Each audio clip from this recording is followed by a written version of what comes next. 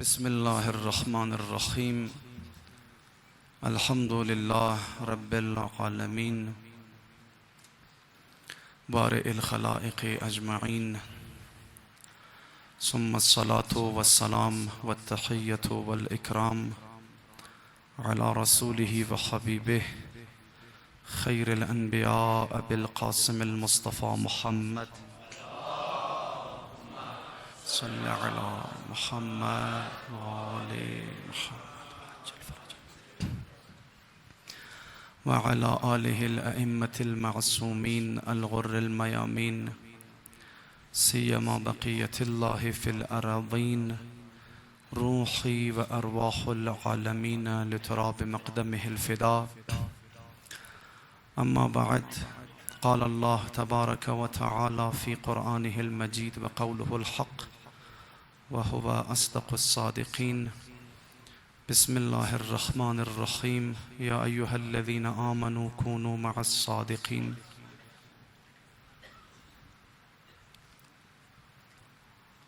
یک حالتی نفس انسان داره که هر چیز را که نفس انسان خوش داره بس اگو چیزی دیگه که در کنار از او چیزی که ما خوش دارم اگر انجام بگیره ریپیت شونه، ما او چیزی دیگه رم خوش ممایز شی. چرا؟ چون ما از او چیزی دیگه خوش میمد. این یک حسی است که من تمام حتی من حیوانات هم وجود داره. شما اگر یک حیوان را در پیش دانه بندازین باز یک آواز بدر کنین، از او بعد مینگرین، بعد از چند باری که کار را تکرار منین وقتی دانه مندازین آواز میدین، او حیوان امو آواز از او بعد خوش شمایه، اونس میگره.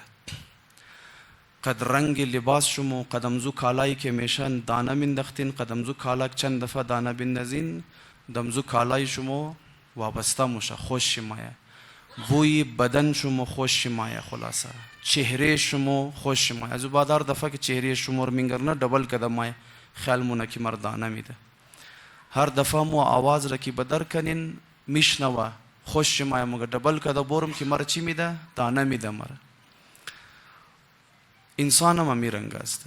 چی چیزا را مو خوش داریم؟ خیلی چیزا را مو خوش داریم.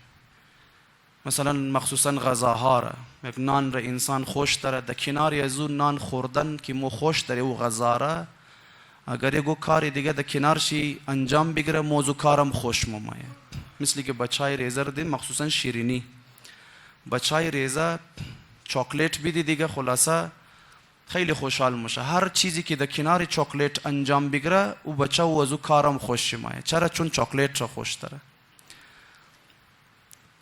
یا مثلا اگو دن استودنت را اگر در منی کلاس خوب نمبر بیره، خوب جواب بده، اگر تیچر بگیره تمام استودنت ها را بگه که یالا بریش مثلا فرض کنین صلوات بخوانین یا بریش مثلا چکو بزنین، مثلا تشویق کنین شرا، دیدین او استودنت حالا اگر شما باشین از شدت خوشحالی خنده خروگ نمیتنه، کومایش سرخ میشه. خلاصه چرا؟ خوش داره.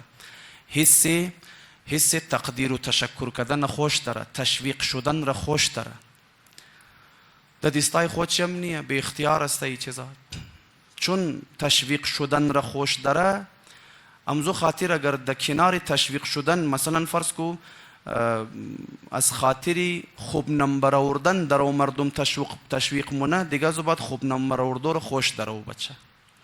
امزو خاطر در من بحث تربیت اولاد مگه که مشوق های خوره، یعنی قدمزو چیزایی که بچه خور تشویق مونین، حوصله افزایی شرمونین، موتیویت مونین، امونا را بیلین برای ازو لحظه هایی که مثلا گپ تر گوش مونه یا کارای خوب انجام بده.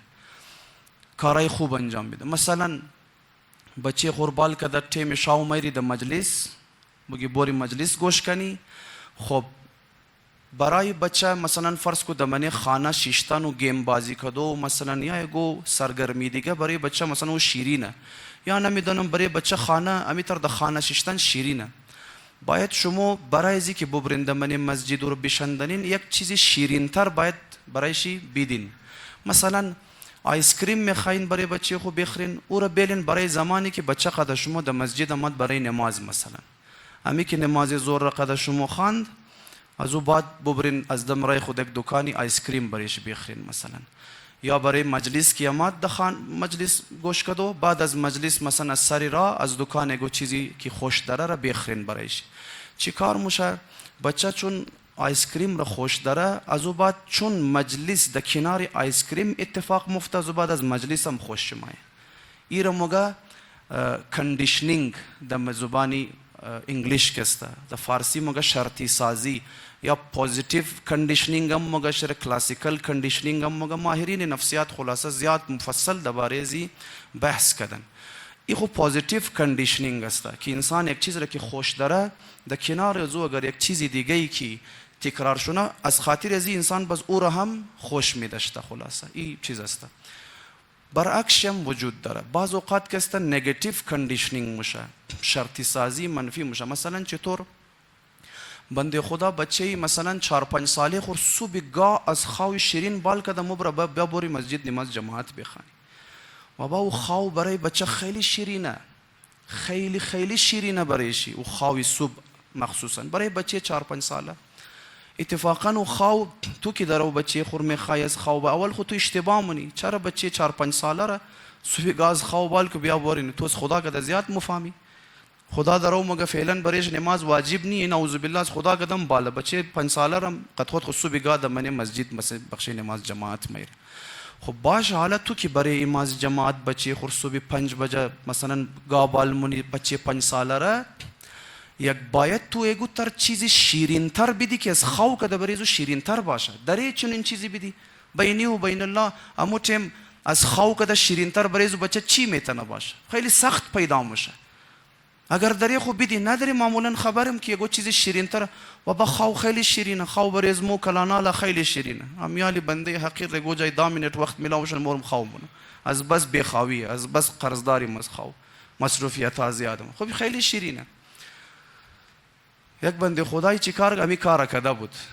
بچه 4-5 ساله خور صبحگاه از خواو شیرین بال کده اون ورد نمازی جماعت مثلا صبحگاه. حالا یک وقت است مثلا چشته بچه بیداره یا شاوه تو مبری برو یک عرض کده موچه من باید یک چیز شیرین تر بدی از نماز کده یا از بازیش کده یک چیز شیرین تر بدی شده. این بنده خدا صبحگاه بچه خور بال کده اون ورد. این بچه وقتی که 9-10 ساله شد قاتل نماز تیار شده بود. این قدر از نماز بد چی میمد. چرا؟ چون ما گفتیم این نماز پدر مرده را ورده. یک عمر خواههای شیرین مرا می ضایع کرده کسته. این چیه این نماز؟ قاتل نماز تیار شده 9-10 ساله. وقتی که مگزو بعد دمنی مسجد میورد چرا مگز خاطر ازی بچه دمنی مسجد 3 دانه بادیگارد میشت. یک دانه برای حاجی آقا امو کس که مکبر نیه که تکبیر مگه الله اکبر صدا میزنه، او هم مکبر بود هم بادیگارد حاجی آقا بود. این بدبخت معرف بعض اوقات امامی حاجی آقا انت میزد از پس سرش. خلاصه او استم شد که به حرمتی نکنه. یک دانه بادیگارد دیگه هم استم کرد برای نمازیا. چیکار میکرد؟ دیدین نالی منیزی مسجد خونی منی مسجدامو که جای نمازای دراز که واره سوس یک دفعه از اینجا استم شد کش میکرد. مورا ای لب مرفتو لب نمازیا الله اکبر دنبال مور بگرد. مور کجا شد؟ نمازای مردم را خراب میکرد. برای ازی استم کرد که بنده خدای کار را نکنه. یک دنم بادیگارد طرف زنا استم کرد. چون بعض اوقات طرف زنا معرف یک شرشور و ویلا بدر میشد. البته دیگر ریپورت نماده که چی کار میکرد اونجا ویشی من خبری نماده ویشی. خب چرا این بچه ای کار را مونه؟ ای از بس از نماز متنفر کده بابش شره. این روز نه فقط خودش نماز خان که نشده چی در زندگی مگه نماز نخواند، خودش نماز خان نشد که چی دیگر آرم نمیشت که نماز بخوانه. قاتل نماز تیار شد. واقعا نمیتره. ما گرفتیم دین و مذهب را نگاتیو کندیشنینگ کده برای ذهن و نفسی بچه های خو و مردم و جوانای خو. مثلا امی مسجدها را شما توخین.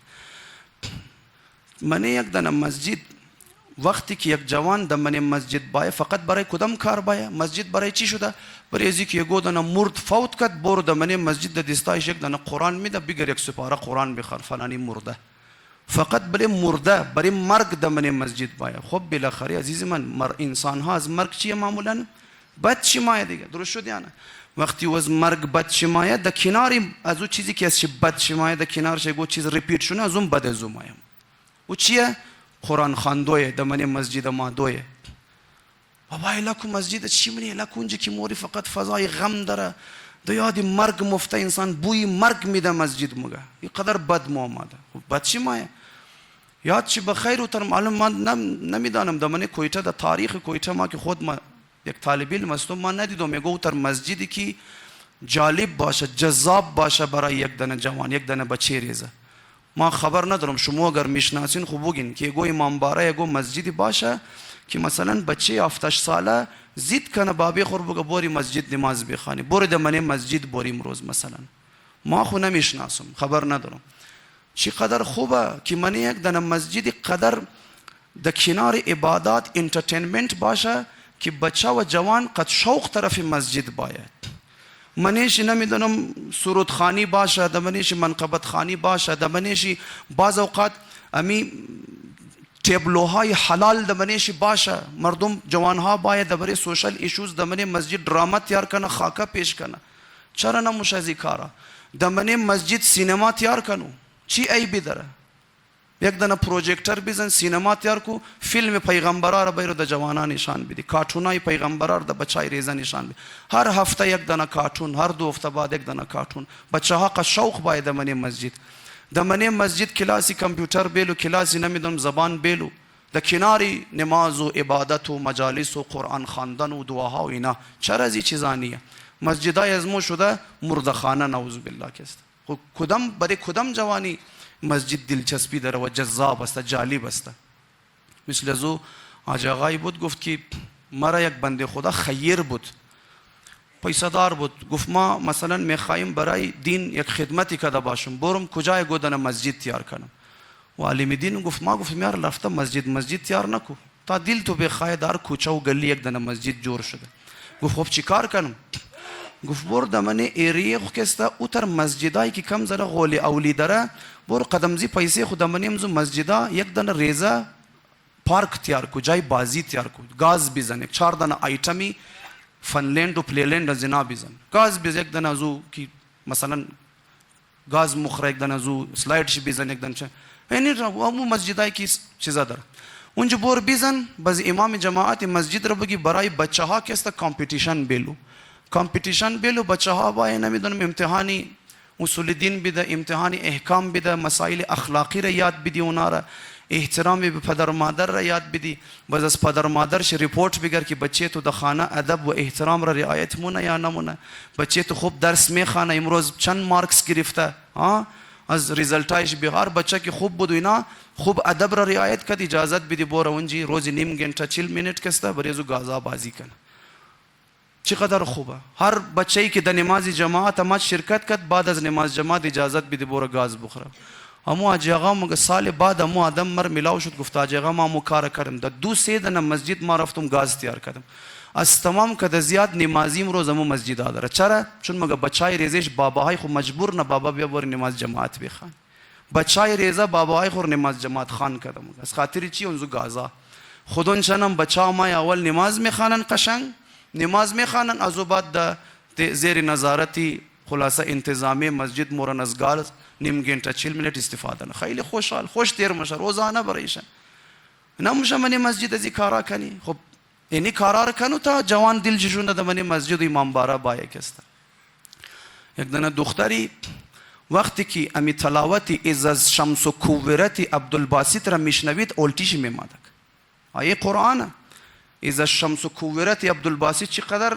دل نشینه که میخوانه اما او میشنوید اولتیش میماد چرا چون امو تیم که بابیزو میخواست اتاک هم ده بود دمنی امزو امبولنس که بابیش در درمون بردی دخترم همون ششته بود بنده خدا امو تیم از شمس و کوورت عبدالباسط امن امبولنس زدد بابیش دروی بریش دروی ترس که بابیم درو ممره از شمس و کوورت بال آواز رشته و گوش مونه منی امزو امبولنس هم بابیش ممره چقدر یک دختر چقدر شیرینه برایش بابا چقدر عزیزه روی بریش امو لحظه درو چی گوی خب مردن بابا برای دختر خوبه بعد دیگه نه بدترین اتفاق زندگی در کنار ازو درو چی ریپیت میشه درو از شمس و کوورت عبدالباسط ازو بعد هر دفعه که گو جای از شمس و کوورت عبدالباسط شروع میشه این بنده خدا حالت چی بد میشه حالت چی خراب میشه بنکین مگه بدیم مایه اس قرآن بد چی نمایه تو خراب کردی تو منفی شرطی سازی کردی ذهنی زور گرفتی خراب کردی چرا این کار رو منی اولادا را دمنه خانه که تربیت مونین هم مو ازمزی چیز پدر و مادر میتونه استفاده کنه. هر کاری خوب کرد، یک دفعه دیدی ادب رعایت کرد، بی احترامی نکرد، مؤدبانه برخورد کرد،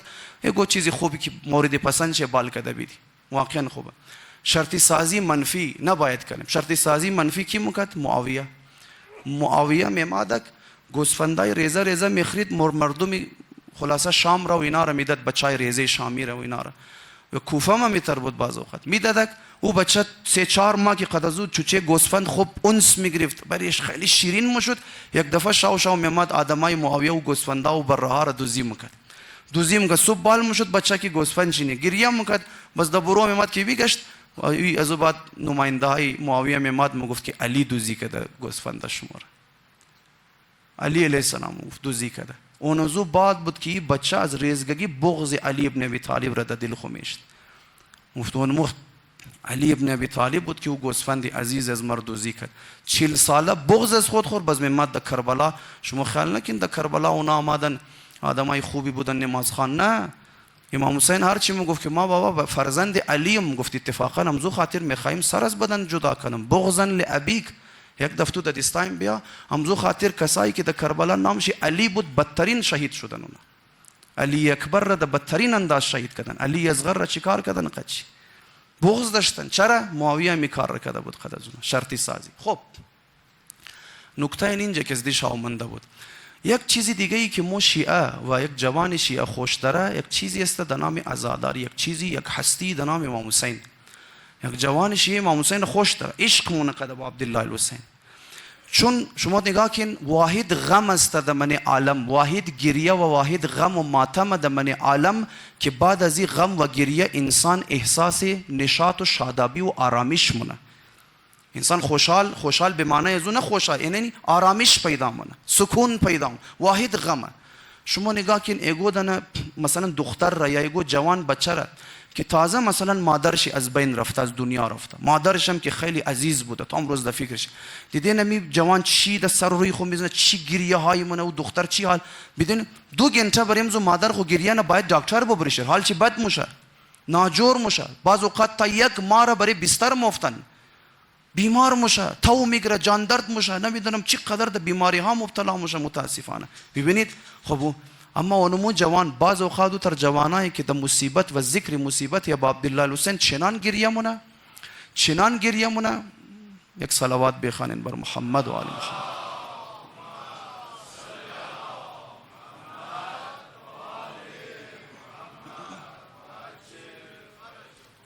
خب ظاهرا آواز نموره به خیال من، بار دیگر با آواز بلند صلوات.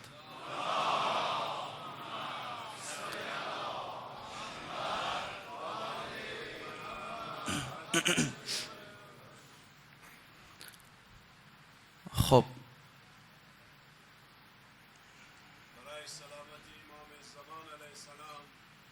درست شد؟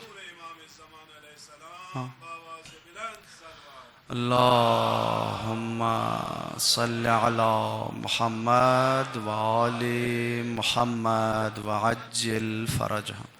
خب انشاءالله دیگه حالا بعدن خواهرها و مادرها اگر ایگویش میس کردین مطالب را لایف گوش کردین انشاءالله دیگه چیکار کرد. خب در او عرض مقدم خدمت شما که واحد ایگو جوان دیدین بعض اوقات مینگرن آدم دمنی مصیبت یا با عبدالله الحسین او تر گریه مونه و او تر خلاصه بعض اوقات میزنه در سر و صورت خو میزنه، چنان گریه مونه اکتینگ هم نمونه ها. جوانا واقعا از مغز دل خو گریین او تر گریه نه که آدم مگه یار بس دیگه مصائب روکو که می انال گریه امین جی نمره بنده خدا کست. چند سال پیش دمزی مسجد بود، یک دانه جوان ما خود ما دیدم کست. حالا نمیدونم کدام مصیبتی بود، ما سفرم بود اتفاقا، کم ذره مصیبت سنگین شد کست، ذکر مصیبت. اونو جوان بال شد میخواست ما را خلاصه از جاغیم گرفت از برای منبر تا بنده. بابا بس کو ما نمیتونم دیگه، یعنی منظورش یعنی بود بس کو دیگه نموشه تحمل. اونمو جوان تو بعد از 20 منت شی از ما قد زیاد سری حال تره اونج د بروش د چای مخره درو حال چه خوش.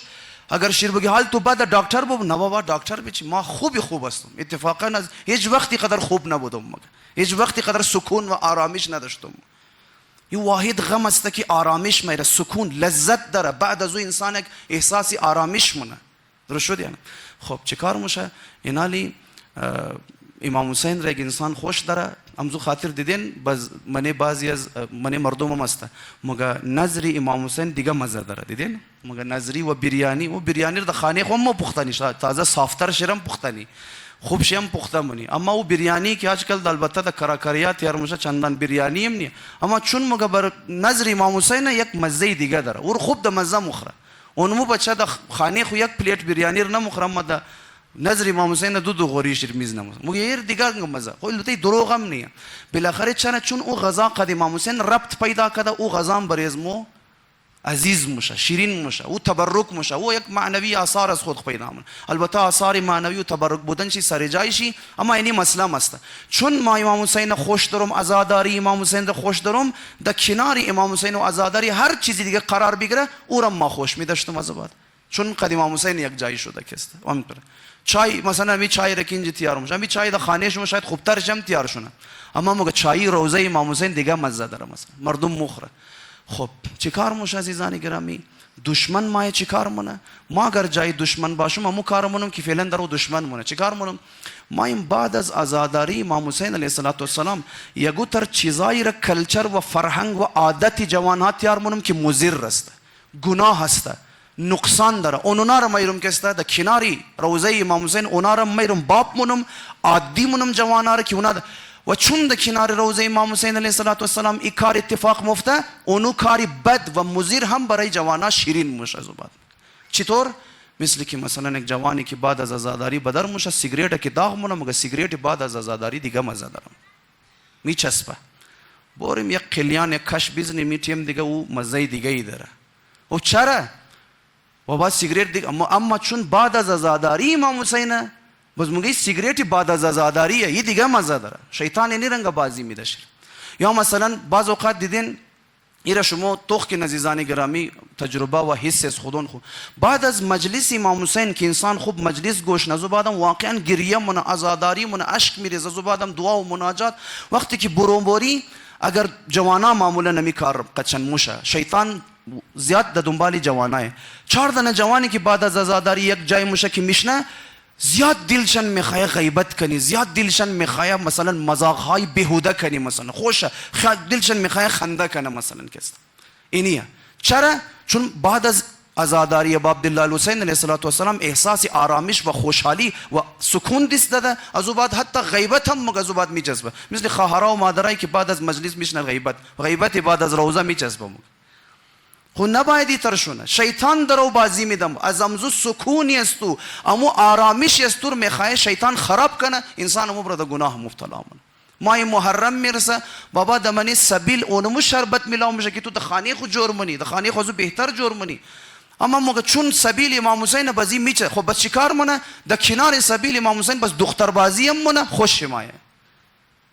خوش شمایه مگه قد نامحرم رابطه برقرار منه خوش شمایه مگه چرا چون در کناری عزاداری و در کناری سبیل امام حسین کار درو اتفاق مفته اور دیگه خیلی احساس گناه نمونه شیر درو شیطان انزیرا دشمن واقعا نمی کار نمونه دشمن امروز میبینه مگمزی عزادارای ابا عبدالله طرفدارایش چند نفر در دنیا چند نفر عزادار داره که خود خور میخواه قربانی امام حسین کنه میبینه مثلا مگه نمیدونم 200 میلیون 300 میلیون از اینا است خیلی زیادم نی شیطان نقشه میکشه دشمن امروز نقشه میزه یزید زمان نقشه میشنه چطور اینا رو نابود کردن یک دفعه داعش تیار مونه تکفیریار تیار مونه که بورین سر از بدن زنا جدا کن بکشین اینا رو ختم کن اینا کم شیم زیاده اینا باید ختم شونه این رنگ آزادارا یک دفعه دیگه باز مای چیکار نه اینی رنگ کارار مونه جوانها را آموخته مونه به سیگریت کشیده و کلیان کشیده و چرس و دیگه زهرمارهای دیگهش که سر جایش بماند واقعا انسان متوجه باشه واقعا متوجه باشه جوانی را که واقعا مینگرنین بعد از عزاداری مخصوصا در ماه محرم نه فقط در محرم در کلا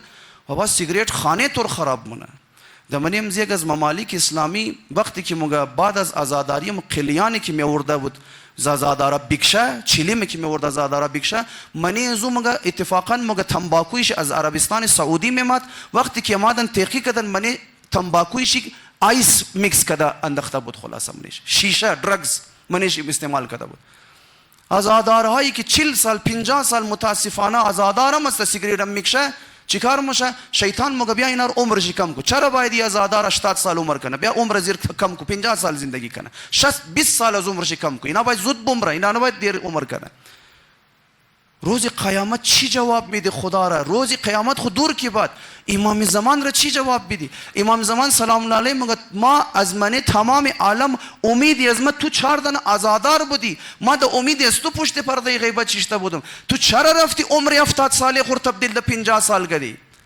چرا 20 سال از عمر خود تو میتونستی دمزو 20 سال دیگه ظهور از مرا 20 سال دیگه نزدیک کنی، چرا رفتی عمر از خود ضایع کردی؟ چی جواب بدم ما واقعا امام زمان را؟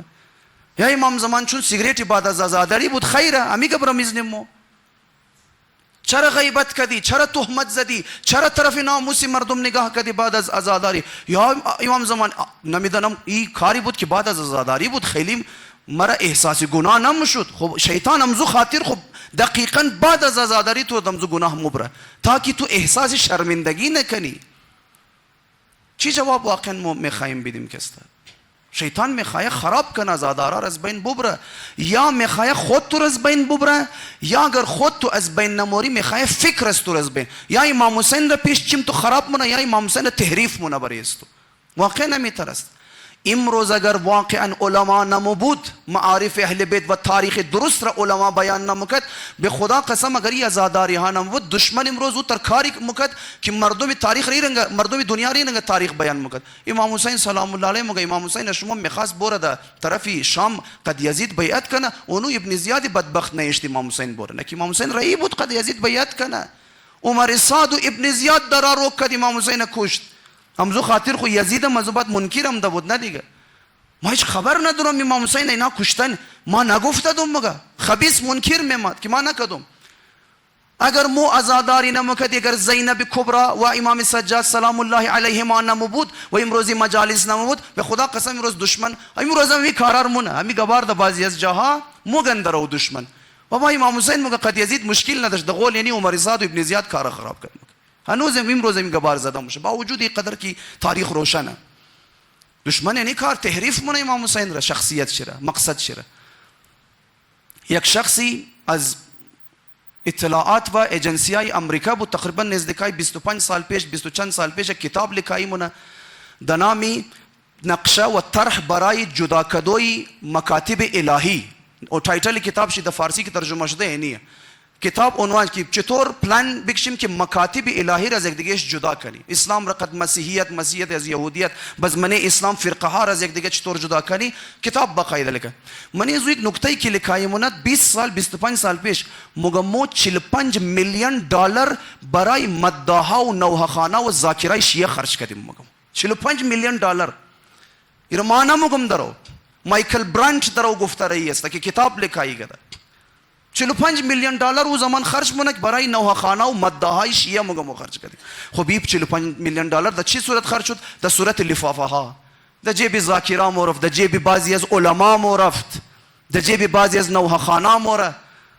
وقتی من آدمای خود رایی مونن دمانه مختلف شارا منگر نه که ایگو علاقه روزه خان نداره، ذاکر نداره، نوحه خان نداره، مجلس نمیتونه بگیره، نماینده یمزنا ایجنتای ازنا میخوای مجلس بگیری. ما یک آدم خیری هستم، اتر دراما بازی نه، ما یک آدم خیرم. دیش امام حسین خود دیدن که امام حسین گفت برو فلان جای مجلس کمک کو، لذا ما هم دوم برای شما خرچه مجلس شما رو بدم، اما فقط یک شرط دارم که دمانه مجلس شما فلان ذاکر قد فلان عالم بای بخانه مشکو دیگر کوئی نکنی. خب معلوم داره او فلان ذاکر و فلان علیم هم از امزو جای داره مایه نوحه خانه را بعضی از شاعرها را پیسه میداده بود. اینا یک دانه شاعری بود دمنی ایران یک زمانی گرفتار شد و خلاصه برای شعرهایش اعتراض شد و دیگه پابندی زد.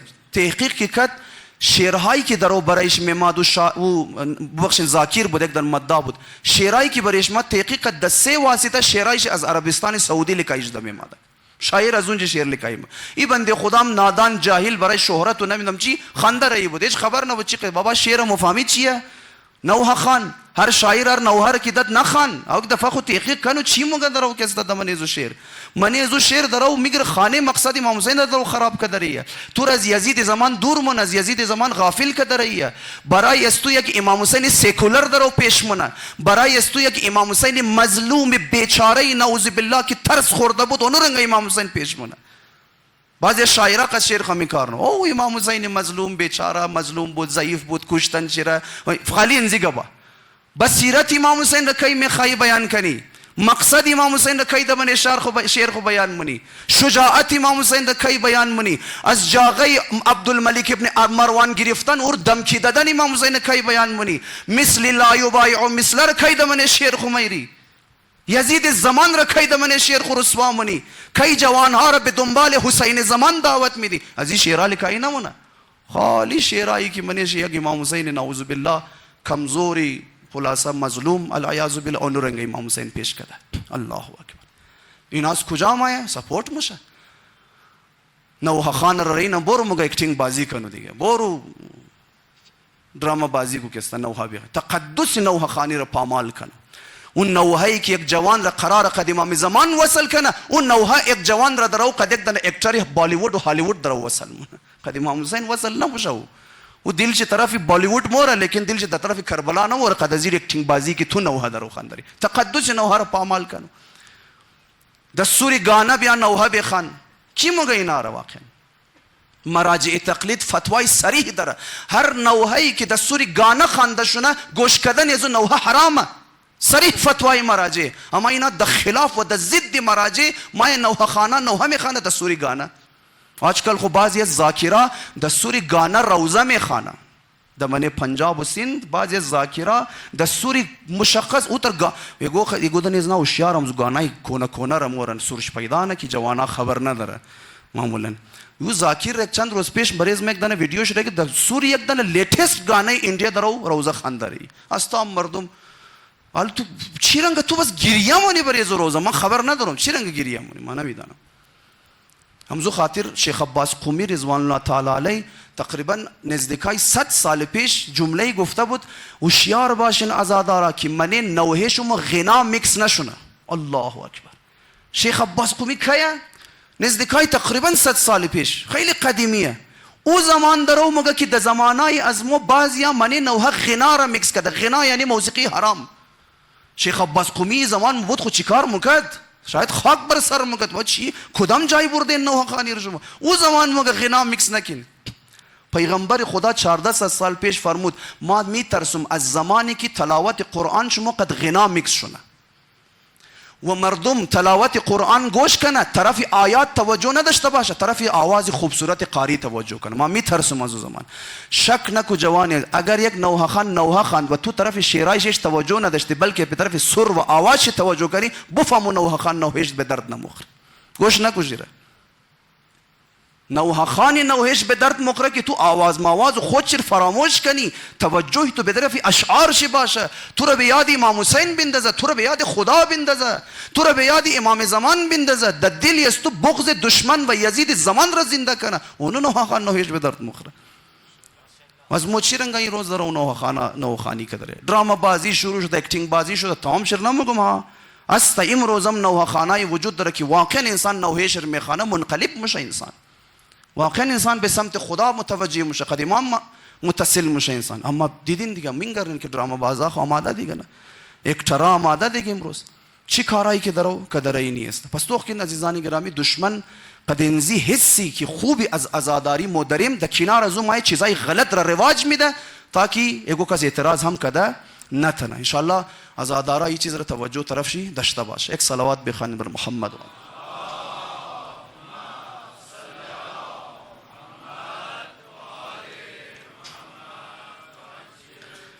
خب این یک چند از نکته ها بود که از موضوع دیشب که است در خدمت شما مانده بود یک دو دانه بحثی اخلاقی را میمشا و باز خدمت جوانا عرض کنم که بسیار زیاد مهم است عرض کردم مثل پریشب کی خوب انسان گاهگاهی تذکر گوش کنه خوب انسان گاهگاهی وعظ و نصیحت گوش کنه بعضی از مسائل را شما تو که عزیزان گرامی بعضیا دمن جامعه نسبت به نجاست و طهارت وسواس دارن دیدین نیم گنٹه وضو میگیره بنده خدای دو گنٹه بعض اوقات دمن حمام گم میشه غسل نمیتن وسواس داره هر چیز را خیال مونه نجیس است خلاصه هیچ چیز نه آوی گو جای مخرنه دیست گو جای اینا بیمارن اینا مریض هستن لحظه در هر بهانه خیال مونه ما نجیس شدم غسل واجب شد نمیدونم باید برم کالای خوب بشم اینا مریضه بد مریضه خودون خورم بدبخت مونه و اطرافیای خورم بدبخت مونه. اگر گو زنی ایرنگ باشه او اگر عروسی کنه دمانی 2 ماه شوهرش طلاق میده شد دیگه کس نمیتونه قدی تر آدم زندگی کنه.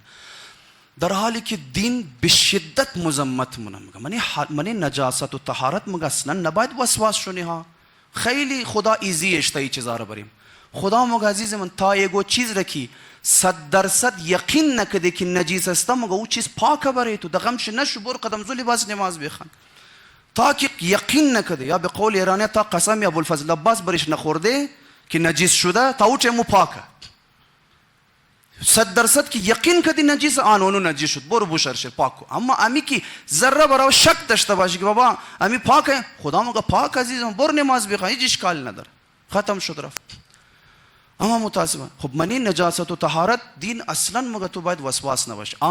در چیزی که باید مو وسواس باشیم اونجا مو وسواس نیم. در چیز در منی مسئله حلال و حرام منی حلال و حرام وسواس باش عزیزی من. البته نه زیاد نه منی زوم خیلی افراط نکو اما وسواس باش خیلی دیگه افراد. مثلا فرض کو دیگه بابی تو از برو که گوشت آورد اسو سوال جواب نکو که بابا از امزو قصابی که گوشت آوردی نمیدونم الله اکبر گفت یا نگفت رو به قبله اشت یا نگشت این نمیدونم گوسفند نمیدونم فلان مشکل خود داشت یا نداشت بابای تو خمس میدی نمیدی نمیدونم تو خدا خبر چی کار است. این رنگ دیگه وسواسی بیش از حد نشو. این رنگ شوری دیگه شاو باید گوش نخاو کنی چیز خورده نمیتونی وسواسی بیش از حد.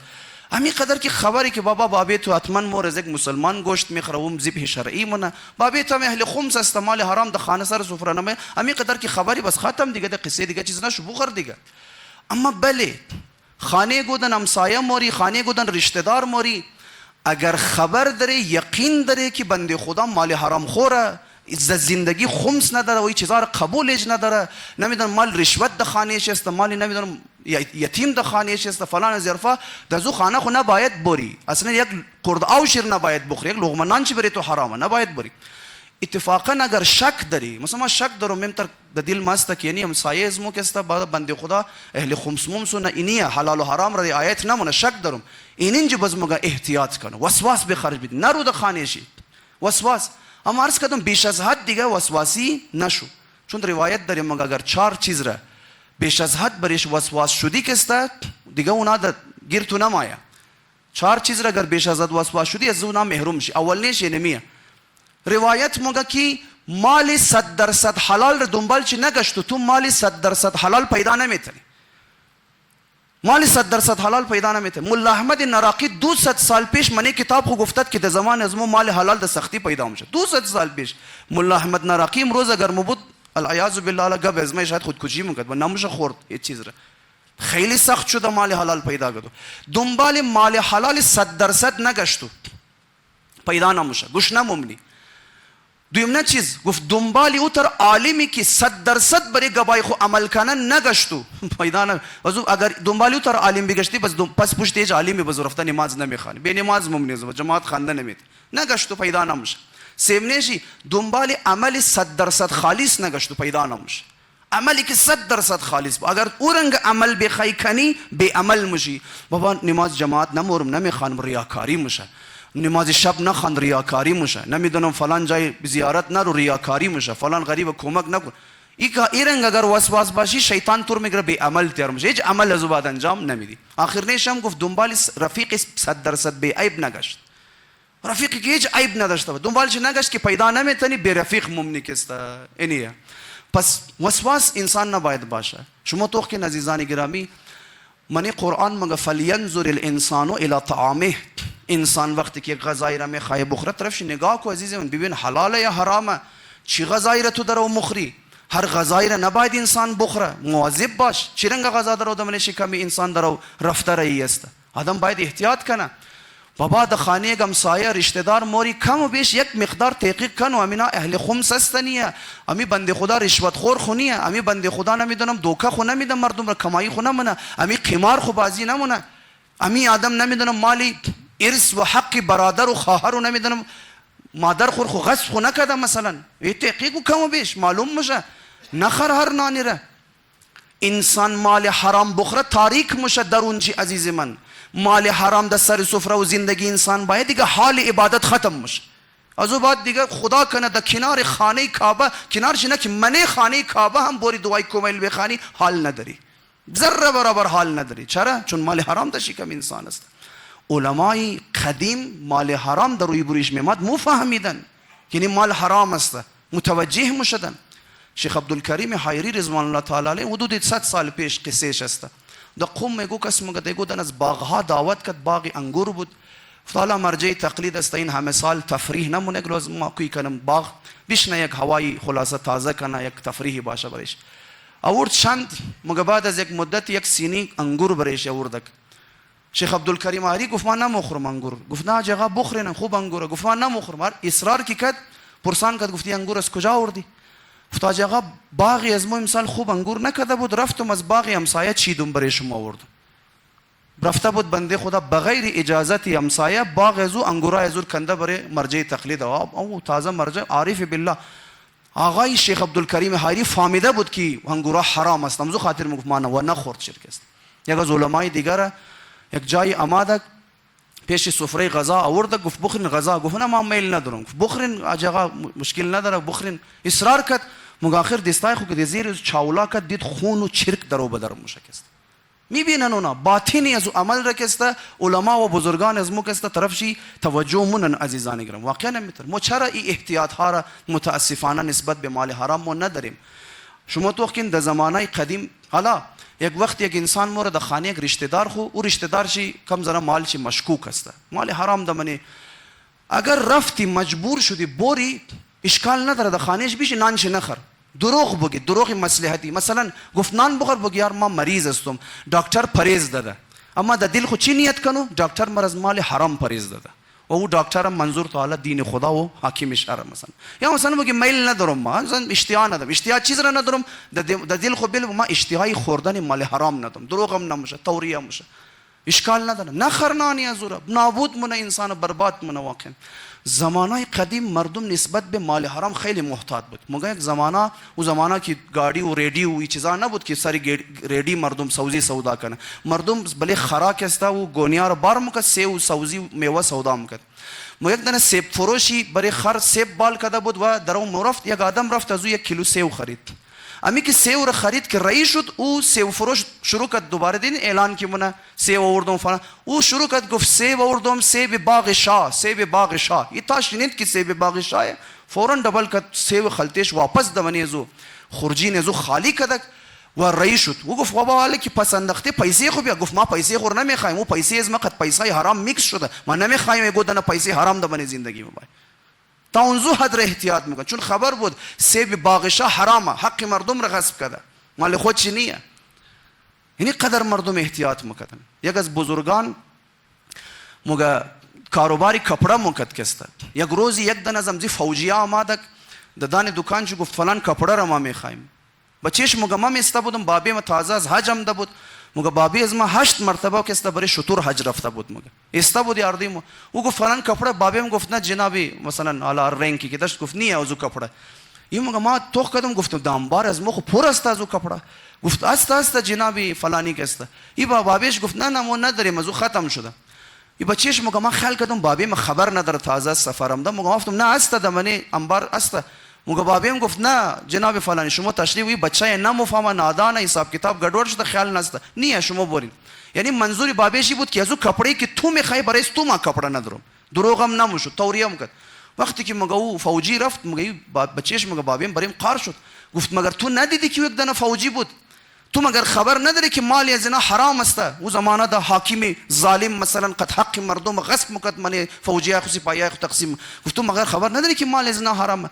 تو چطور میخواستی مال حرام بمانی زندگی از ما باید پیسه حرام از ما چطور میخواستم بمانی زندگی خوب بایم کست؟ این قدر مردم احتیاط میکردن. اما آدمی که عطار بود مشهور و معروف که وقتی که من ترازوی خو عطر و غیره سودا میکرد، من ازی ترازو مونگا یک دانه پاکت لفافه اکسترا ایلب میش تاکي وزن لفافه را حساب کنه. من امزو لفافه که دوایی مندخت یک دانه امزو و فافافه د زیر ازو سنگی ترازو یک لفافه میش تا وزن لفافه را هم کسته حساب کنه که خدای نکرده وزن لفافه زیاد پیسه ازو نگره. اینی رنگ بود مردم احتیاط میکردن واقعا.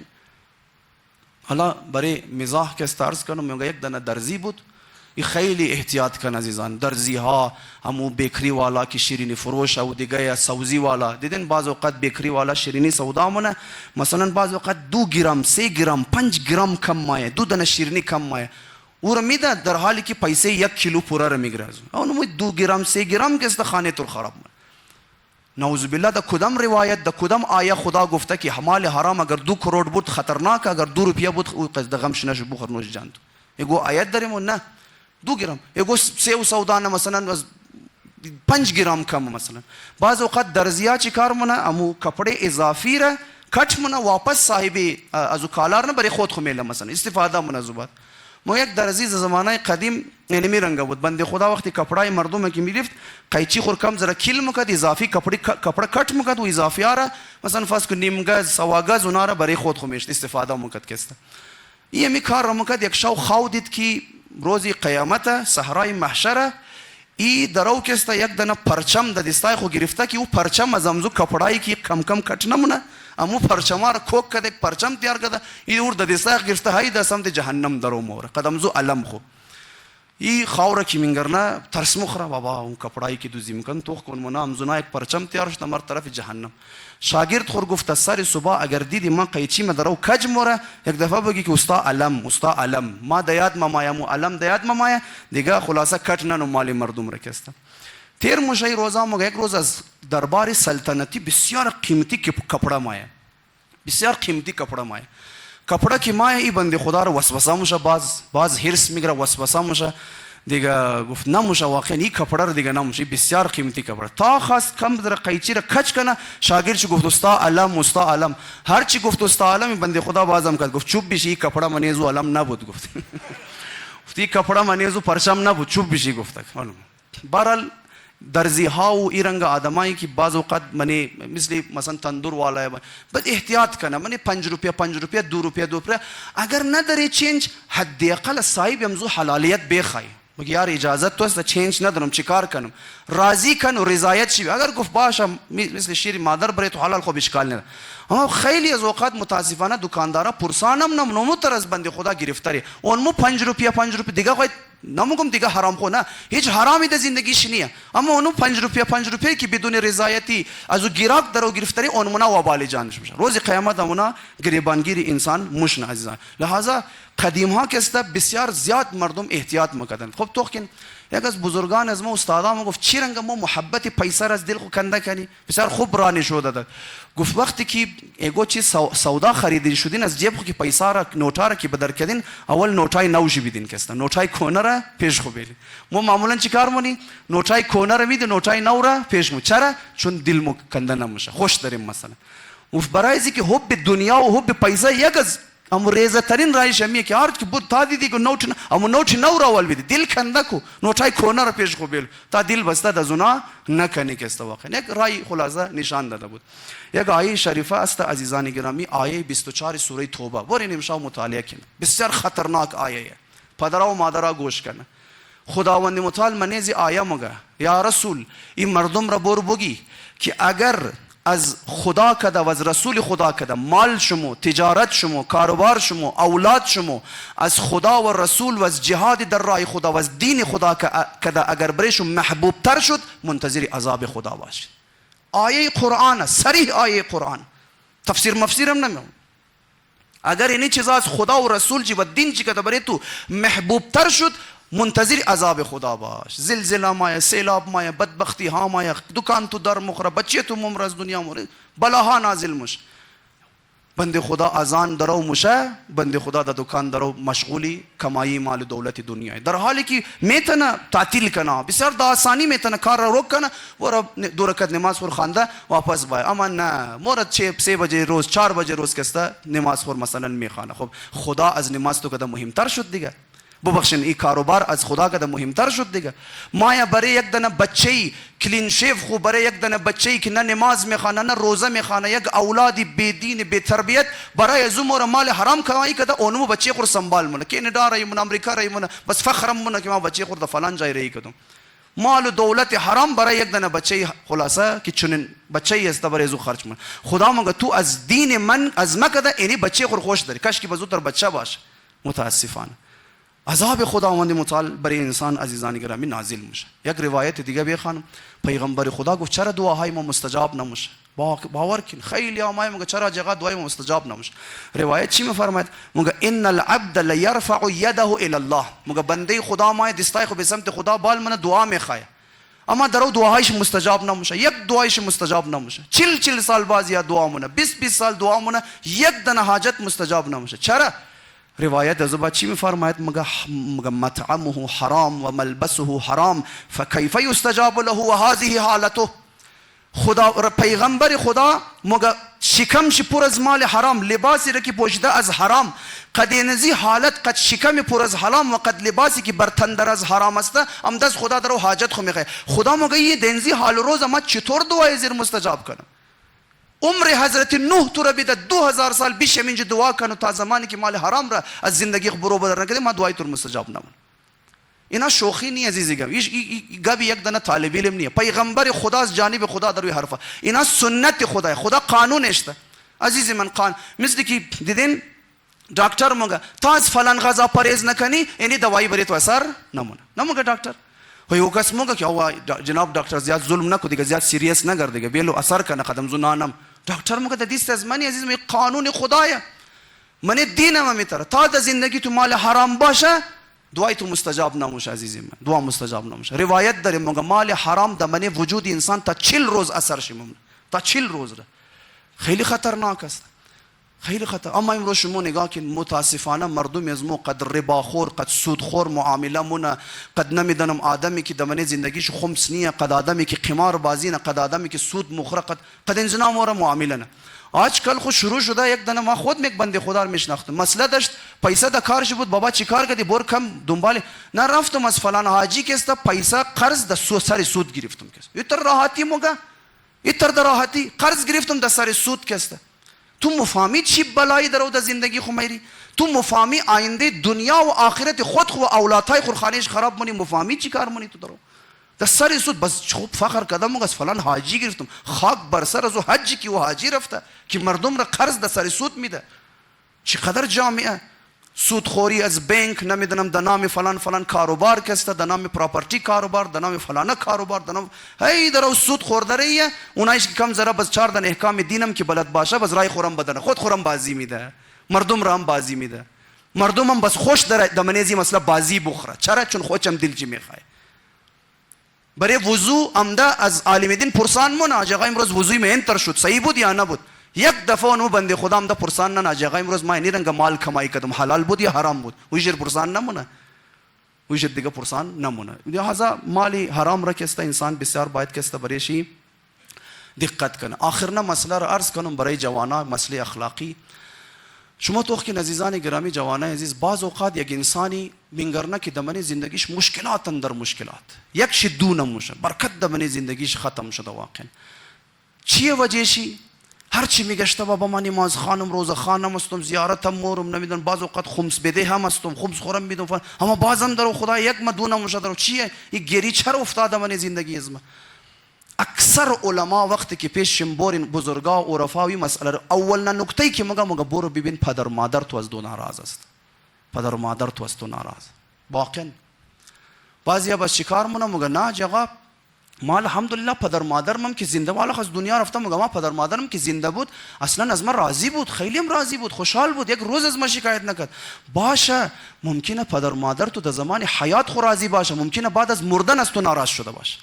بعد از مردن ممکنه تو یک روز سر قبرش نرفتی، یک دانه کار خیر برایش انجام ندادی، ممکنه پدر مادر را در عالم برزخ از خود ناراض کردی. چرا نموری سر نمیزنی سر قبر پدر مادر خود؟ چرا یک سوره قرآن تلاوت نمونی؟ چرا یک صدقه به نیابت از او نمیدی؟ چرا یک شبی در ماه محرم برای ابا عبدالله گریه کده، بعد از گریه ثواب شر هدیه نمونی در پدر مادر خود؟ چرا یاد نمونی او بیچاره گوره کسته؟ زمانه قدیم خوب بود، مردم فاتحه، قرآن خوانی، نظر و نیاز، صدقه، کار نیک به نیابت از پدر و مادر مکد از اینا. اما امروز متاسفانه کس نیه مرده را یاد کن، در حالی که روایت مگه هر شب جمعه اموات ما برای بام خانه انسان امو اهل خانه خوره، بچه خوره، زن بچه خوره، مگه که امو نان را که برای سگ خو مندختین امو را برای از مو خیرات کن. یک قدر محتاجن، یک قدر در زنا میرسه. واویلای کیه د غم پدر و مادر مرده امروز متاسف همزو خاطر خو گیری بره گیری من زندگی مو مشکل بره مشکل سرگردانی یک مدو نموشه یک کار پساو موشه واز موشه دیگهش پساو نه مشکل حل نموشه واقعا یک بنده خدای خواو دید که روز قیامت مردم درو تیز تیز یک لشکر طرف بهشت رهیه دید یک نفر از پس پشت لنگ لنگ شد از تیز موره یامد پرسان کرد گفت دیگه تیز موره تو چرا لنگ لنگ شده موری گفت این دیگه‌ای که تیز موره در دنیا بچه‌هایش برای اینا کارهای خیر انجام میده اینا تیز تیز رهیه درو گفت ما بچه ما چون در دنیا برای ما کار خیر انجام نمیده ما میتر لنگ لنگ است مور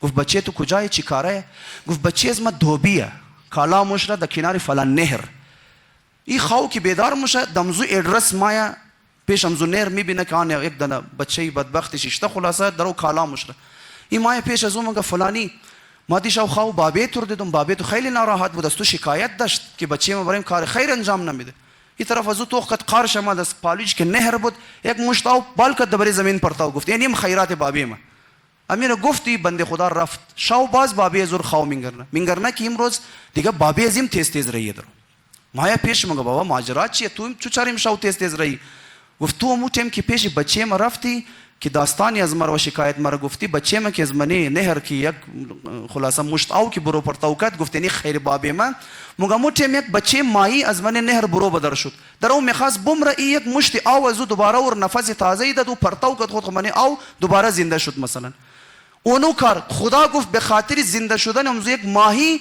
مرم یک خیراتی دزمدد که نال مم درو تیز تیز طرفی بهشت ریم حالانکه بچه‌ش نمیخواست تو ماهی زندگی امی که گفت خیرات بابی ما خدا داشی رسن حالا شما نگاه کن چقدر انسان ها در دنیا محتاجی از این چیزا است انسان برای بابی خو و برای پدر مادر خو از کارا انسان کنه عزیزان گرامی واقعا نمیترسته یک پیش امامی کی علما بعضیا نظرش یک پیش نمازی کی اگر بفهمین پدر مادرش ناراض و عاق والدین شده پشت سرش نماز خواندن جایز نیه باطله چرا چون عاق والدین یک از گناهان کبیره الله ما خبر باشم پیش امام پدر مادرش ناراضه گیله و شکوه تمام روز راضی نیست پشت سرش نماز نموشه خیلی جوانای عزیز از نفرین پدر و مادر خودخورن محفوظ بلین امان از لحظه‌ای که یا پدر یا مادر نفرین کنه انسان الله اکبر یک از استادای من گفت ما یک پیرمرد 90 ساله را میشناختم 90 سال چی بود نه خانه داشت نه زن داشت نه بچه نه کاروبار هیچ چی نداشت همینطور بدبخت میگشت مگه وقتی رفتم دوباره زندگیش قد خودش گفتم تحقیق کردم دیدم پدرش نفرین کرده بوده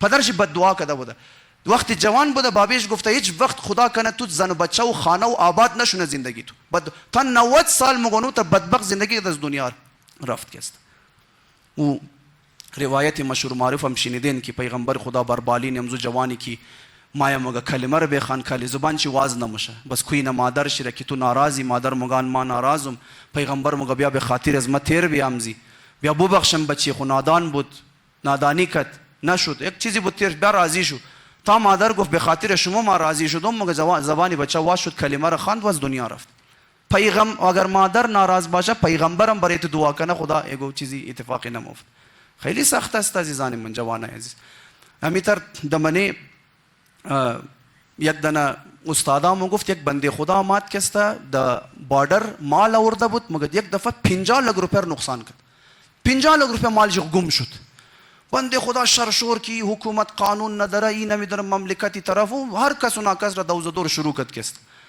مگه مو آدم مگه یک روز ما پیش مادرش رفتم این قصه که تازه شده بود قد مادرش که ملاو شدم مادرش گفت که بچه از ما درو فالتو ایله بولب درو مردم را درو حکومت را دو میز ندرو قانون را دو میز در حالی که مشکلش از یک جای دیگه گفت مشکلش کجای مادر گفت یک روزی ما مادر پیر د خانه ازی بچه خو مهمانی هم ده بود می دیگه شهر زندگی میکرد ما دیگه اما دم خانهش مهمانی این بچه ما یک روز روی بری زن خو مرا گفت که مادر مو خسته شده برد خانه زو بچه خم یک چند روز بیش مگه مر بدر کد از خانه خو مگه روی بری زن خو مگه مرا به عزت و توهین کده بدر کرد مگه ما قلب از ما شکست گفتی 50 لک روپیه تازه عاقبت کاری دنیایی چی است حالا د آخرت ببین خدا قد عزیز با چی کار اینی رنگه خیلی خطرناک است عزیزان گرامی خدا نکنه کسی انسان را نفرین کنه ازولبه اگر پدر و مادر دعا کنه برای انسان دعای پدر و مادر بیا او خیرات و برکات خدا نازل مونه که از هیچ رای تو حاصل نمیتونه عجیب و غریب چیزا عطا مونه آیت الله مرعشی نجفی بزرگوار کسی که مشهور دربارهش میگه غسل جنازه شری امام زمان داده بود شر میگه او قدر بزرگوار شخصیت. پرسان کردن حاجی آقا تو در کجا از این مقامات از کجا رسیدی؟ چیزی که خود چی بیان منه. مگه یک روزی مادر مر گفت بور بابی خورا کوی کو بری نانی چشت. مگه ما رفتم دیدم بابی از ما خواوه. مگه دل من نشد بابا را از خواب شیرین.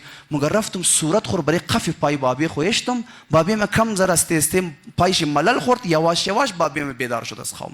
صورت خور برای قفی پای بابی خویشتم. دل من نشد به احترامی گده بیدار کنم بابی. دل من نشد. اون روز بعد بود که ما از این جاهای رسیدم عزیزان گرامی. واقعا نمیترسته. یک بنده خدای دیگه من گفت که ما یک عمر آرزو داشتم که نماز شب بخوانم. نماز شب خواندن نمیتونستم. مگه یک روزی عروسی ما شد. شاوی عروسی ما بود. مگه بابی ما او زمان مادرم از دنیا رفته بود. بابی ما رفت در پالو والا اتاق. من رفتم پالو والا اتاق. نصف شبی بود. مگه آواز میشنویدم که بابی ما بلند بلند درو سلفه مونه درو بنده خدا. مگه ما قد از خود خزنی شاو از خواوی شیرین بال شدم. گفتم که بابا این بابی ما اینال اگر مادر ما زنده بود مرف بریش یا گابی گرمی آوی اصلی چیزی تیار مکد میداد بابی ما سلفش آرام میشد. حالا خب مادر منیه چیکار کنم؟ بل ما برم پدر پیر خدمت. مگه رفتم امون نصف شب حالا شب عروسی رفتم. مگه در کنار بابی خو آو تیار کردم اصل و آوی گرم و اینا دادم. از اونجا شیشتم نرفتم. مگه شیشتم تا مگه است بابی ما سلفش آرام شد و گفت علی ما خواومشم. اما تیم که میخواست خواوشنم مگه مر یک دعا داد. مگه اونم دعایی که بابا مرا داد مگه زو بعد یک دفعه از درون خو احساس کردم که دل من نماز شب خواندو میخواد. توش نشدم. احساس منم که هوس منم برم نماز شب بخوان. رفتم مگه نصف شبم بود وضو گرفتم اومدم 11 رکعت نماز شب خواندم. اونم بنده خدا و زمانی که درو قصه میکرد گفت از این واقعا 27 سال تیر شده و تا امروز روز 27 سال را مگه یک روز نماز شب قضا نشد به خاطر دعای پدر اینی رنگای عزیز من. واقعا اگر دعا بده زندگی انسان کسته از رو به دیگر رو مش عزیزان گرامی. و مادرم میرنگه. مادر خیلی مهمه جوانی عزیز. و بنده خدای اماد نه پیغمبر گفت ما مادر خو خدمت کنم یا بابی خو؟ گفت مادر خو. 3 مرتبه گفت. هر 3 مرتبه رسول خدا گفت مادر خو نسبت به مادر خوبی کنم. 4 دفعه کی گفت 4 دفعه نام بابا را گرفت. چرا؟ چون مادر رقیق القلب. مادر قلبش نازکه. فوراً ناراض میشه. یگو کاری غلط کنه یگو کار اشتباه کنه فوراً مادر دلش میشکنه. دل مادر بشکنه یگو دعای حقیقی از دلش بدر کنه بدرشونه خانه انسان خراب میشه. مثل امزو بنده خدایی که مادر را ناراض کرد 50 لک روپیش یک دفعه از دنیا از بین موره نقصان منکست. اینو رنگای بابا عزیزان گرامی همیشه زیاد دیدین ایکاگو خودونشم خبره اکثر ایکاگو کی بد دعا میده زیاد سیریس نیه. یگو قید ما الهی بوری دا برو زیر ترکچر شونی مثلا فلان از دیگه با این خیلی سیریس نموگه شیرا خیلی جدی نیه. یگو دف سیریس. اما بابا دیدی همیشه بد دعا نمیده. بابا از این کارای زنا نمونه که بوری فلان شونی زیر فلان شون نه. اما یک دفعه اگر بابا بد دعا بیده بازو سیریس او میگیره انسان. بدبخت مره انسان. یک بنده خدای پیش آیت الله مولوی قندهاری در مشهد آمده بود. گفت آقا 40 سال عارضی کردم اولاد نمونم درو. 40 سال دکتر مرم دکتر مگه زن تو مشکل داره نه خود تو بازم اولاد نم چی مشکل؟ یگو دعای ذکر چیزی بیدی. آقای مولوی قندهاری مگه ما شیر گفتم که یک ذکری دادم شیر گفتم من ذکر ببر بخوان ان شاء الله که خوب میشه. گفت آقا از ذکر خو سید ابوالحسن اصفهانی رحمت الله علیه مرد داده بود.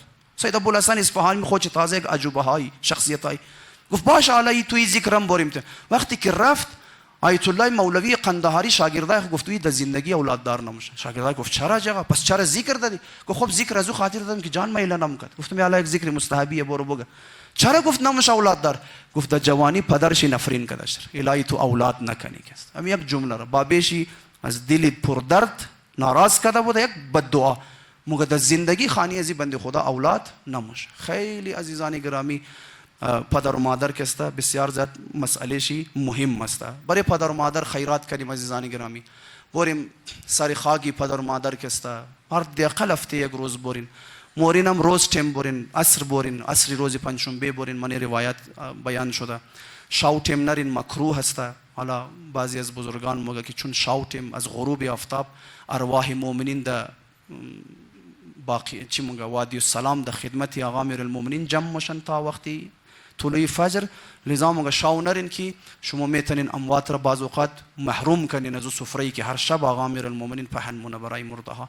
برین یک سوره یاسین بخونین 7 مرتبه سوره قل الله بخونین و بعد از او که سر قبر شما یک نظر و نیاز یک چیزی برای از اونا بدین واقعا میرسد از اونا. اما وقتی سر خاکم رفتین قد توجه سوره حمد بخونین. نه ای که درو سر قبر بابا ششته اما درخت توت را درو توغنی که می زود فاتحه ما ختم شد 4 دانه توت بکندن. نه یک بنده خدای مگه رفتم سر قبر بابی خو شیشتا بودم سوره حمد میخوان، یک دفعه یک لشکر از روی بونی میگه چیز تیر شد، مگه ما توجهم طرف ازو شد، مگه حمد مام درمو تر خواندم بی توجه. شاو که آمدم خانه مگه خاو گدم بابی ما خورده خاو دیدم، بابی هم گفت بچه می چی سوره حمد بود برای ما خواندی تو؟ همیتر مردم سوره حمد باور کن. اموات مایه دمنی خواوی رشته دارا و عزیزای خو مایه. یک بنده خدای وصیت کده بود اما کس وصیت خبر نبود. مردم حیران کی بنده خدا وصیت شده کجایه؟ ببینید اینا دلیل بر زنده بودنه، اینا دلیل بر اثبات روح. بعضیا میگن روح مو کجایه؟ روح حقیقت چیه؟ یعنی نه دلیل چیه؟ بنده خدا وصیت چی معلوم نبود، هیچ کس هم حتی زن چلا خبر، سرگردان پریشان بابای وصیت زیر مس کجا کنی، چی نوشته، قرضدار دارم مردم د گردن چی دین و اینا. مگه داماد یک شو خاو میگر نه بنده خدا را د خاو داماد خور مگه کی دمنه فلان کمره دمنه فلان فایل وصیت نامه از میشته. داماد از خاو بال مشموره دمنه مزو کمره کش رواز نمو فایل کی بدر نمنش وصیت نامه مزو مرحوم اشتا شده. وی از کجا گفت؟ و اینا حقیقت روح دلیل بر ازی که ما زنده. یک از بزرگان علمای دین مگه از دنیا کی موره یک دنه آدم دکاندار عطار بود که است، مثلا جڑی بوٹیا سودا میکرد فلان. این حاجی آقا همیشه از پیش از او مثلا جڑی بوٹی و دوایی که میخریده بوده بزمی تر بازو اندی کاتا داره حساب کنو. مگه مردم ازو بعد مایا مگه کی امی عطار را یک بنده خدا خاو میگرنه امی حاجی آقا د خاو مگه کی بابا بورین قرضداری ام زو عطار کی د گردن از ماستا مور بورین ادا کین کی منج خانه ما خرابه حق بنده خدا د گردن من د قرضداری خدا نه بورین امور ادا کین. ای کی مایا پیش از عطار مگه نه مو حاجی آقا از موقع د زوی حسابش نه حزیات چی رفته بوده. گفت مو حسابش نداری. گفت نه حاجی آقا نمبر رجیستر لالا گفته بوده، نمبر رجیستر را دخاو گفته بوده. اونمو نمبر رجیستر را کی واز من نامی حاجی آقا پیدا نمیبینه که آن آخر نه یک دنه قرضی کی برده بود و ادا نکده. اینا علامتی عزیز است که انسان بعد از مردن زنده. پس بوریم مگه بهترین خیراتی که میتونین بعد از مردن پدر و مادر کردین رد مظالم بدین. بعضیا نظر میگیره قرآن خانیامونه 50,000 2 لک 3 لک روپیه در نظرای مستحبی بریزو خرج مونه، اما آماده یک 40,000 50,000 در اونان رد مظالم نمیده مجتهد در که بابا جاگا جناب مجتهد یا وکیل چربال کده بیده این رد مظالم از طرف بابی ما خرج کو برای فقرا، چون رد مظالم را نباید خود آدم خرج کنه اور باید بیده دستی وکیلی مجتهد کسته اونا زوبات به اجازه مجتهد. مگه بهترین خیراتی که من رد مظالم. بابا 80 سال بود بابی تو از دنیا را منی 80 سال ممکنه حقی او کسی لبولب شده باشه توم خبر نداری بابی تم تور نگفته باشه بیدی 40,000 50,000 قدر وسخو در عنوان رد مظالم. وکیل مجتهد مطمئن د فقرا میده چون دیگه جای دیگه او خرج شده نمیتونه، باید رد مظالم چون صدقه واجبه باید هم د فقرا تقسیم کنه. اینیه برسیم به دادی از این اموات از خود پدر انسان از دنیا رفته مادر انسان از دنیا رفته بریم سر قبر شی و یک هدایایی در اونا برساندیم تا که انشالله اگر پدر و مادر از برزخ از تو راضی شونه جوان به خدا قسم اگر پدر مادر از برزخ دعا کنه دنیای تو را آباد مونه، دنیای تو را آباد مونه. اگر گرفتاری اگر مشکل داری کاروبار تو پساو شده خونجیگری یک تو دونه مشادرو اگر پدر و مادر تو زنده خو خدای خور شکر کویم شاو منجی برو میم شاو بری پای پدر مادر خو بفتو راضی کو از اینا اونا را از خود نیکی کنو نسبت به پدر مادر. به خدا یک دعا از دل مادر یا پدر تو بدرشونه زندگی تو ازیر و دورو میشه. اگر مرده برو در سر قبر پدر مادر خو هر روزی پنجشنبه عصر برو منجی. روزی جمعه نرو که رش است متاسفانه بعض اوقات انسان الٹا ثواب کنه در گناه مبتلا میشه. روزی پنجشنبه عصر برو زیارت قبور برای پدر مادر خو پدر مادر راضی بیل عزیزان گرامی. از امامای خو یاد بگیریم که چی رنگ اونا نسبت به پدر و مادر احترام قائل بودن. روزی 27 رجب وقتی که مگه قافله ابا عبدالله الحسین علیه السلام میخواه از مدینه حرکت کنه به سمت مکه نمیدانم این کاروان چی رنگ حرکت کرد. دمی شاوا دیدین زوارا به طرف کربلا مورا چی خوشحالن سامان جمعنا کالا جمعنا راشن جمعنا خوشحالن و میخوایی بوری کربلا. اما 27 رجب اصلی کربلایی به سمت کربلا رہی ہے. ما نمیدانم بحثای علمیش نمیخوایم کنم که زینب کبرا سلام الله علیها خبر بود که مو کار در کربلا میکشه یا نه، نمیدانم. اما ایشی 100% که امام حسین خبر بود. امام حسین قد علم غیب و علم لدنی میدانست که مو کربلا مونه. حالا بحثای علمیش بماند که امام حسین علم ظاهریش خبر نبود که مو کربلا موری، اما علم غیبش خبر بود داستان ها چیه، ولی بالاخره میدانست. من نمیدانم امام حسین شاید من یک خانه دیگه او براره و خواره شاید آماده باشه، امو تیم که زینب کبرا در او کالاها را جمع من امام حسین هم استاده، شاید مینگر نه که زینب کبرا امو کالایشی که مادرش فاطمه زهرا داده بود که دخترم زینب، یعنی کالا را وقتی که حسین آخرین لحظات چی بود بیدی بوبشه. شاید امام حسین داستان از او کالا را خبر داره اما زینب خبر نداره. خب خوبه که خبر نداره، نه که امزیال زینب پیر میشه. چی رنگه یک قافله رفت تمام در او خداحافظی مونه. یک دنه مادر پیرم از دنبال قافله مایه، یک دنه بچه را صدا میزنه. کی را؟ مگه قمر بنی هاشم عباسم بیا با مادر خداحافظی کن. اما مگه بعضی علمدار را دیگه گوشه کشمونه. حضرت عباس پرسان نه مادر چرا مرد گوشه کش کردین، امونجی پیش مردم خداحافظی میکردین. ام البنین سلام الله علیها میفرماید مگه آخر دل من نشد حسین ببینه، چون حسین مادر نداره، حسین بے مادره، حسین یتیمه، دل من نشد بینگر نما قدستو خداحافظی بود. این خداحافظی را کرد و رفت. خانم ام البنین علیها السلام فدای چه بچه‌ای تربیت کردی، الله چه بچه‌ای تربیت کردی. یعنی بچه شما روز عاشورا آمد خدمت ابا عبدالله الحسین، گفت مولا جان سینه ما درو فارا موشه، احتمال دیگه طاقت ندارم، ضاق صدری سئمت من الحیات، مولا جان دل مازی زندگی سیر شده، مرا اجازت میدین برم میدان. امام حسین سلام الله علیه میفرماید عباسم میخوای برو اما صدای علتش از بچه ها را میشنوی، برو یک مقدار آو بیرو برای زن. راوی مگه آقا ابوالفضل عباس رفت دمنیم زو خیمه ای که مشک ها را معمولا میله مگه وقتی درون خیمه شد یک صحنه را دید که واقعا دیگه ما نمیدانم عباس علمدار چی رنگ تحمل کنه، نمیدانم چی دید. مشکها را وقتی که اوضو مکد دمو زمان که آو داشت مگزی مشکها که کم آو چقیده بود زمین را تر کده بود، دید بچه های حسین دامن بال کده شکم خور برای زمین پر نمیشتا. امین جی زمین کم خونو که کم تشنگی ما دور مجا، بچه ها قد شکم روی زمین خوابیده در او مگالاتش.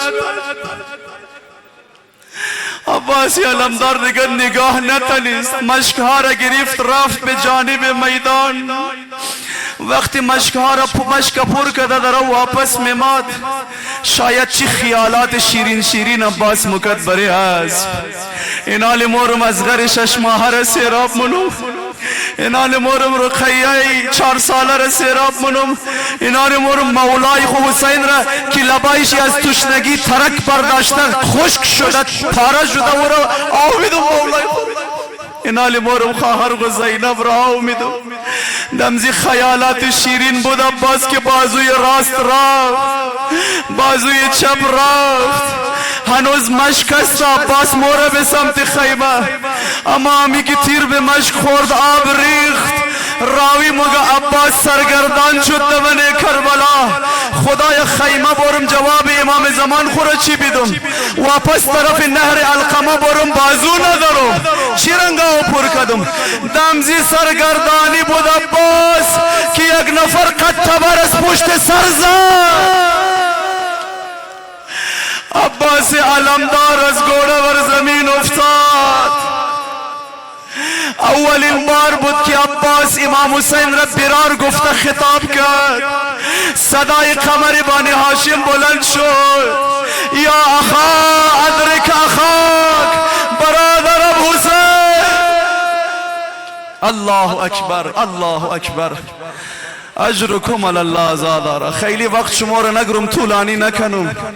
امام حسین نمیدانم، ما نمیخوایم بگم عباسی علمدار گفت که جنازه مر خیمه نبر یا نگفت، اما بالاخره حسین جنازه عباس را خیمه ها نبرد. پرچم آقا ابوالفضل عباس را مولای امام حسین گرفته آمد. از دور وقتی پرچم را دید، شاید رقیه 4 ساله صدا زده بادشاه ای بچه ها با این که عباس امو عباس در و میرا خانم رباب برادرم از غربین امو در و میرا اما زینب بیا امو در و میرا چی خوشحالی کده باشه. اما تا عالم نزدیک شد دید امام حسین تنای عالم دار نیا. بابا امو عباس کجا شد؟ چرا شما عالم شد؟ امام حسین دیگه هیچ حرفی نزد مگر رفت به سمت خیمه عباس. عمود خیمه را خطا داد، خیمه عباس پرید. زینب فهمید. امام حسین یک جمله گفت. چی گفت؟ خواهرم زینب لباس اسیری واپس برای اسارت آماده شد.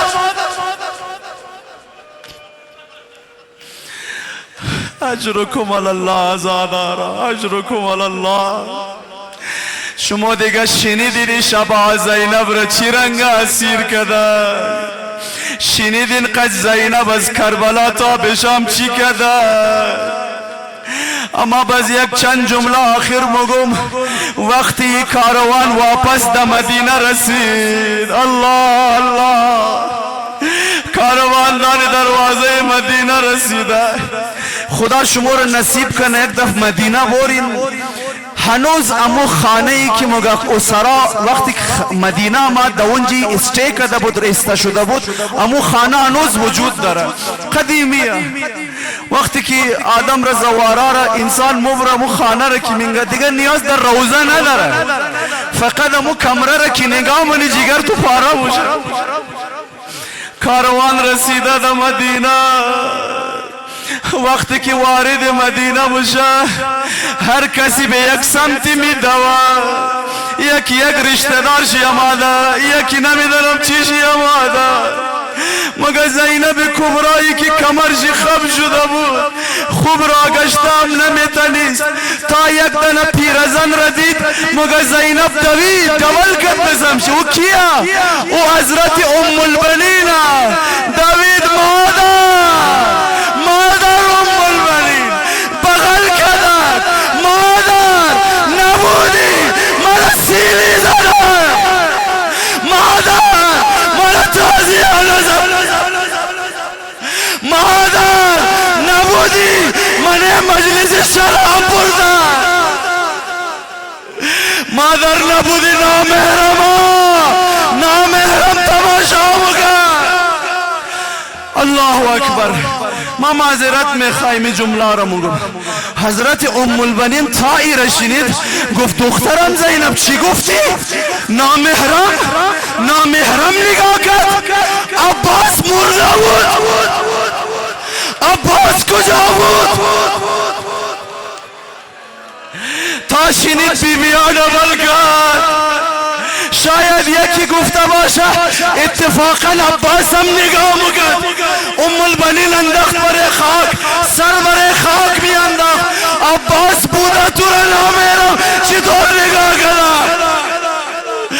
اما زینب کبرا گفته باشه مادر آرام باش. عباس نگاه میکرد. اما چی رنگه؟ سر بریده عباس از بالای نیزه نگاه میکرد. اتفاقا سر عباس گیرم نمکد برای نیزه. های میشت مپرید. چرا؟ چون از پسی سر که تور زده بود، سر از پس پاره کرده بود. برای نیزه گیر نمکد سر عباس. مادر ام البنین تا عباس بود یک نانجیب جرأت نداشت به طرف حرم نگاه کنه. مادر عباس خوب وفاداری کرد. اما دیگه ام البنین نمیخوای از عباس بشنوه. صدا زد از حسینم بگو حسین چی شد، حسینم چی شد. نمیدانم چی گفته باشه حضرت زینب. اما بشیر وقتی آمد اعلان کرد من مدینه، گفته یا اهل مدینه نگه روزی خانه شیشتن نیا قد قتل الحسین، حسین را کشتن. چی رنگا کشتن؟ دیگه چیزی دیتیل شد نمگم، فقط همی قدر گفت او رنگا کشتن که جسم شده کربلا اما سرشی برای نیزه برشا. الله اکبر. زینب کبرا وقت رحلت باز آخر جمله وقت رحلت زینب کبرا نزدیک مجا بیمار شده شدید بیبی دو عالم صدا زد عبدالله شوهر خوره صدا زد عبدالله بگین بستر مرد غول اولی زیر آفتاب بیلا. عبدالله گفت خانم جان بیماری مریضی زیر آفتاب اذیت بشی. اما روزه خان کربلا چی بگا عبدالله اگر مو بودی میدیدی چطور جنازه حسین زیر سم اسپاد زیر آفتاب پامال شد. عبدالله تو کی نبودی؟ عبدالله تو نبودی؟ ما از بالای تل زینبیه نگاه کردم چطور سر از بدنش جدا کردن، تو نبودی؟